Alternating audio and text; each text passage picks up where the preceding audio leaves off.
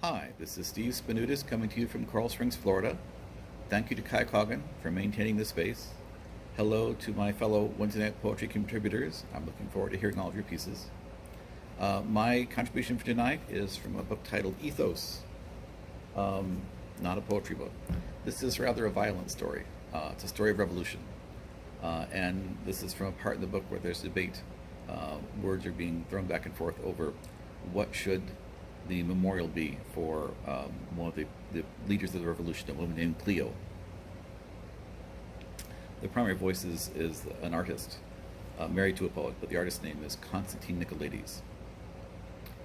Constantine stood before the panel of official judges, defending his design for the tomb of the martyrs.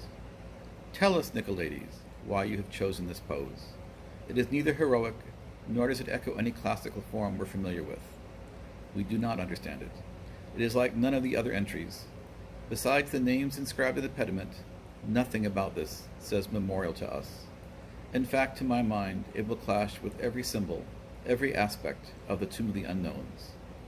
You disparage my work because you cannot understand it? They talk amongst themselves, and another panelist answered, We're not criticizing the quality of your work, Nicolaides. Your reputation is well known. There is majesty in what you've proposed here, but you're right. We don't understand it. This pose, this expression, as my colleague states, this is not memorial, it's provocation. The woman's face is angry, defiant. The flame she kneels in suggests she's in hell. The scars she bears on her arms and her back. There's no beauty to this. What drives these choices? Constantine paced slowly back and forth past the committee and explained himself, beginning calmly as if he were instructing a classroom of O-level students. But by the end he was shouting.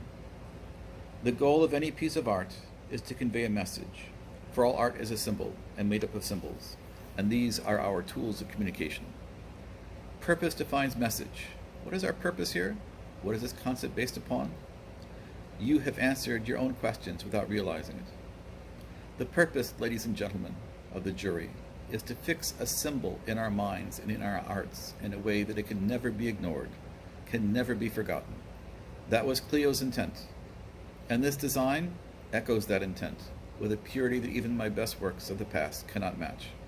Yes, her face is defiant. Of course it is provocative. The face is admonishing us that we must never forget the lessons of history. Look at her. She's the archetype of all those martyred for our freedom. She is scarred from her battles. Of course.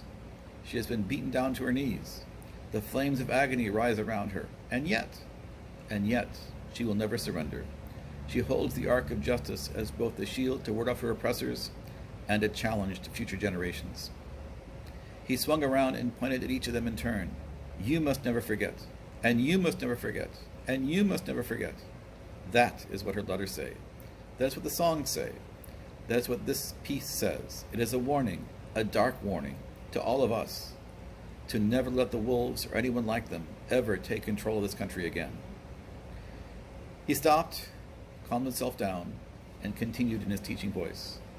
And that, my friends, is why this is like no other statue, no other symbol in this country. It is also not a thing to be viewed from a distance. It is something to stand next to and to touch, to place your offerings before the memories of those lost, to run your hands over the base and feel the power in the words, and especially the names, so many names. Cleo challenged us all to protect this country, and if we fail, you and I, then she or someone like her will rise up again and hold us accountable for our failure. That, precisely that, is what drives me to say, design for the tomb must be this and no other. Thank you for listening. That was from Ethos, Book 5 of the Republic of Dreams.